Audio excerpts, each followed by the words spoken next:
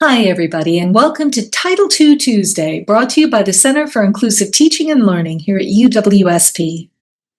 Hi, everybody, and welcome back to our bite-sized remediation program. This week, we're going to give you a quick overview of why using formatted headers is important for the way that screen readers navigate our Canvas assets. Then we'll cover what good formatted headers look like and how to remediate. So let's dive in.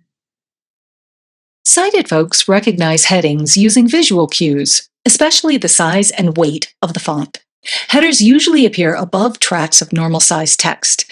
They often use incomplete sentences or phrases to describe either the contents of or purpose of the text below them. The font is larger than the text font and it's often bold. Sometimes headers appear in a color that's different from the body of the text to further set that header apart. For example, we've used large, bold, underlined all caps font for major headers. Minor headings are italicized and bold, and the subheadings are rendered in different sizes and different colors. In this example, there could be one or more paragraphs of normal-sized text below each of the subheadings, and potentially under each of the minor and major headings as well. Based on these, we can survey the page and get the gist of whatever it is that's in this Canvas item. We can locate specific details of interest in the subheadings and minor headings and get the major points from the major headings. For non-sighted individuals who rely on screen readers to access digital content, these cues are useless. As with tables, the headers are only useful to those using screen readers if they're properly formatted and tagged in the HTML that screen readers recognize. When they're properly formatted, those relying on screen readers to view digital content can use the content in the same way that sighted individuals can. Screen readers allow users to identify different sections of text based on headings so that users can jump right to the part that they want rather than having to read the whole page from beginning to end every time they want to review certain material. A well-organized heading structure is important for making websites and documents accessible. It helps people with disabilities understand and move around the content. If the headings are set up correctly, the information makes sense and is easy to follow. So what makes accessible heading structures? First, always use formatting to identify headings. In Canvas, you do this by selecting heading levels in the ribbon of the Rich Content editor. Do not use text styles, things like bold, italic, bigger font, different colors, as the sole means of identifying headings. You can still use style elements if you want to be decorative, but you must use the header formatting for screen readers to recognize your headers. Second, never skip heading levels. Doing so impairs the navigation of the page for those using screen readers. You don't have to use all of the available levels, but don't skip. Always start with heading level 2 on a Canvas item, then go to heading level 3. Never go from 2 to 4. Think of using headings as you would numbers in an outline. The title of a Canvas element is always heading level 1. The next level is heading 2, and it delineates the major sections within the overall item. Heading level 3 can indicate minor sections within each of the major sections, and heading level 4 indicates subsections of those minor sections. Paragraph formatting is used for the text in the various sections. Third, all headings should contain content. That means that we need to eliminate ghost headings, where headings are used, but there's no text in the heading. If you haven't followed these guidelines, you'll receive errors in a You Do It scan of your course. If you haven't used formatted headings in a Canvas item, you might get one of two errors. The first is styles might be used instead of semantic markup for structure.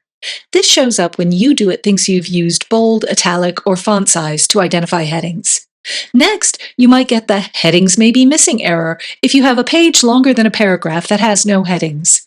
If you get the first one, the same item will be flagged for the second. Skipping heading levels will produce an error called heading levels have been skipped.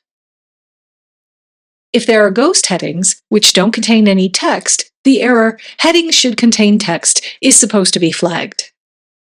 An important thing to note about You Do It scans and heading errors is that this tool will catch some but not all of your heading-related problems. For example, if a Canvas object uses a mixture of formatted headings and headings that are made using font styles, UDoIt seems to miss the styles error because there are some formatted headings present. Similarly, UDoIt can't detect when you've used the wrong heading level for something or applied heading levels inconsistently. As long as the ordinal relationships of headings is correct, such that heading 3 appears only after heading 2, it won't detect that it should have been heading 3, but you mistakenly labeled it as heading 2.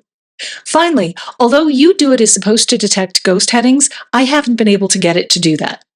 And as with table issues, many of the fixes must occur in the Rich Content Editor, not in the UFixit tab within UDoIt. As with tables, you can start with a UDoIt scan if you want to. Then access the UFixit tab and filter for the errors specified above. But because of the issues I just mentioned, it may save you time to start by editing each Canvas page, discussion, and assignment directly before your UDoIt scan. When you do this, you can see the Canvas item in its totality rather than simply one heading at a time.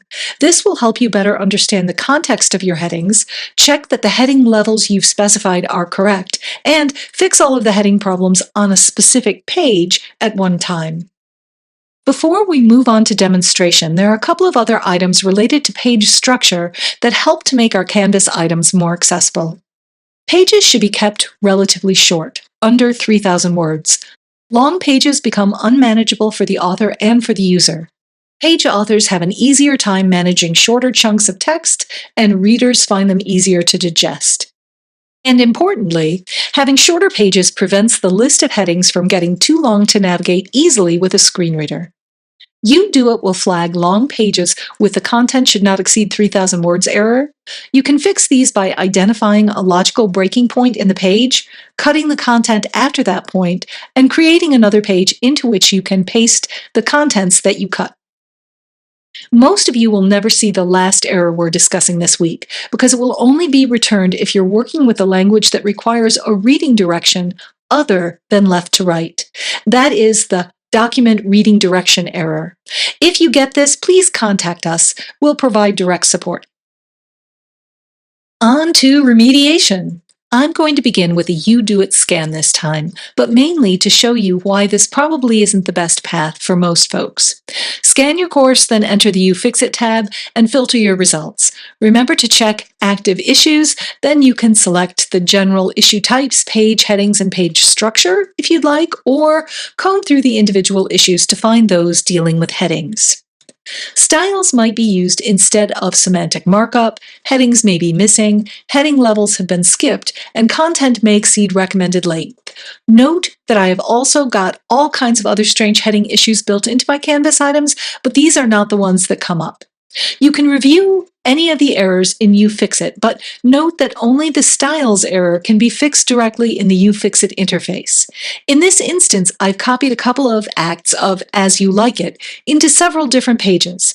In this case, I made the act labels large and bold and the scene labels underlined.